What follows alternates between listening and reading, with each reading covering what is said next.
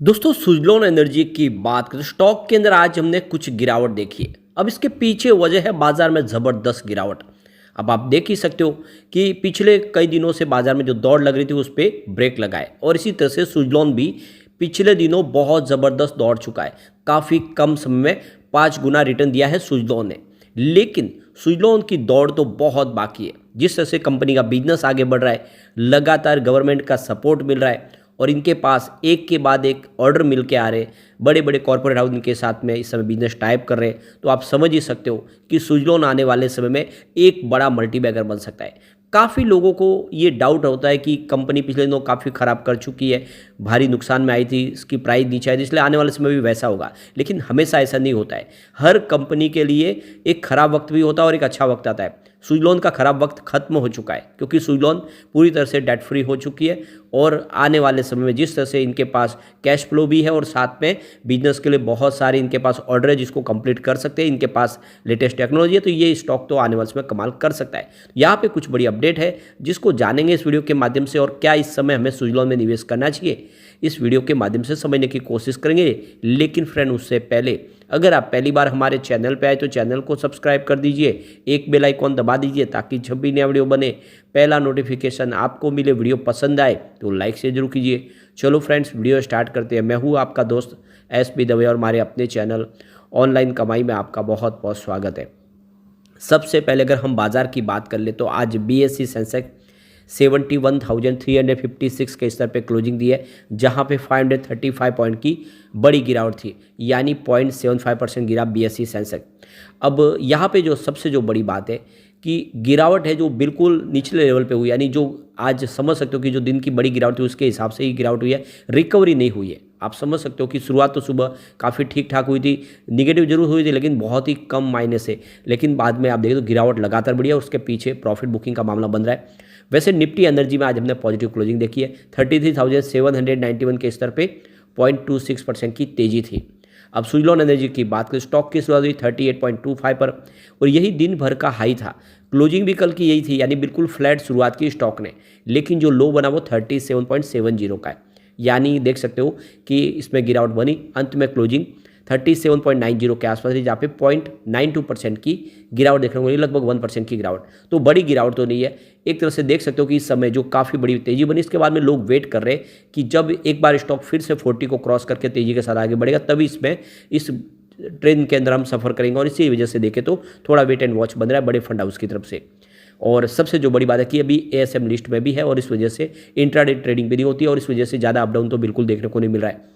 अब इसकी परफॉर्मेंस को देखें तो 27 दिसंबर को स्टॉक 37.05 के आसपास था, जहाँ पे 0.4% की तेजी बनी। 28 दिसंबर को स्टॉक ने काफ़ी अच्छा किया, स्टॉक 38.15 के आसपास आए, 3% की बड़ी तेजी के साथ। 29 दिसंबर की बात करें तो क्लोजिंग 38.20 के आसपास रही, जहाँ पे 0.1% की फिर से तेजी बनी। और 1 जनवरी की बात करें तो 38.50 के आसपास क्लोजिंग थी, जहाँ पे 0.8% की तेजी बनी। लगातार पॉजिटिव क्लोजिंग हो रही थी, लेकिन कल से यहाँ पे फिर से थोड़ा सा गिरावट का माहौल बना। कल 38.25 के आसपास क्लोजिंग थी, जहाँ पे 0.6% की गिरावट हुई। अब यहाँ पे ये देख ही सकते हो आप कि 6.95 इसका 52 वीक का लो है, लेकिन जो हाई है वो 44 है। उस लेवल से देखें तो जो रिटर्न है वो कम से कम 5 गुना है।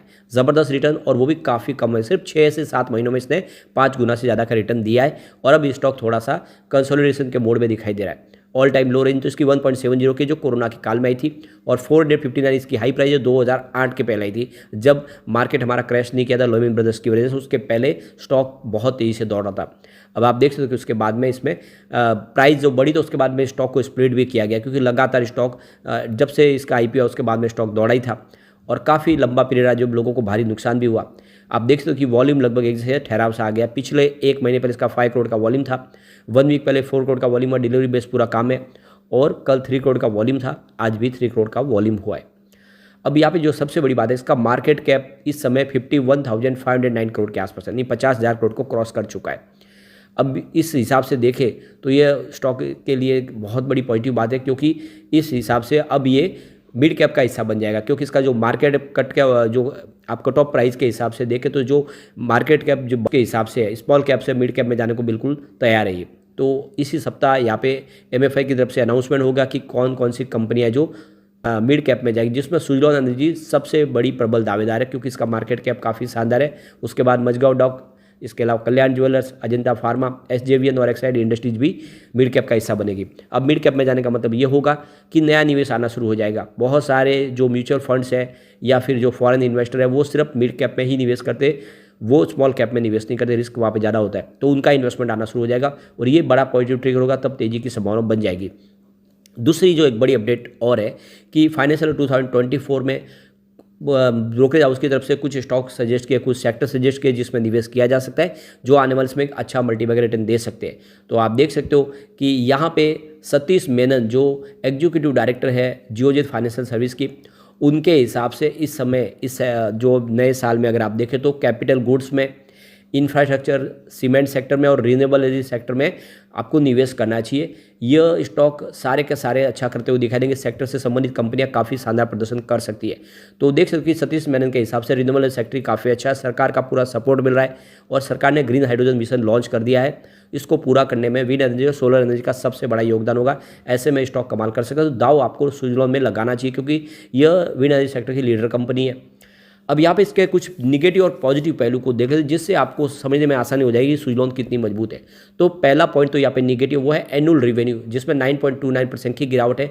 लास्ट ईयर 5,990 करोड़ के आसपास रहा। सेकेंड पॉइंट भी निगेटिव वो है क्वार्टरली रेवेन्यू, जिसमें 1.14% की गिरावट थी, जो ईयर ऑन बेसिस पे देखें तो 1,428 करोड़ के आसपास रहा। तीसरा पॉइंट लेकिन पॉजिटिव है, वो है एनुअल नेट प्रॉफिट, जिसमें 1,527% की ज़बरदस्त जंप देखने को मिली, जो लास्ट ईयर 2,849.01 करोड़ के आसपास रहा था। अगला पॉइंट फिर से पॉजिटिव और वो है क्वार्टरली नेट प्रॉफिट, जिसमें 78.11% की शानदार वृद्धि देखने को मिली है, जो ईयर ऑन बेसिस पे 102.29 करोड़ के आसपास रहा है। तो ये काफ़ी अच्छा रहा इसका प्रदर्शन।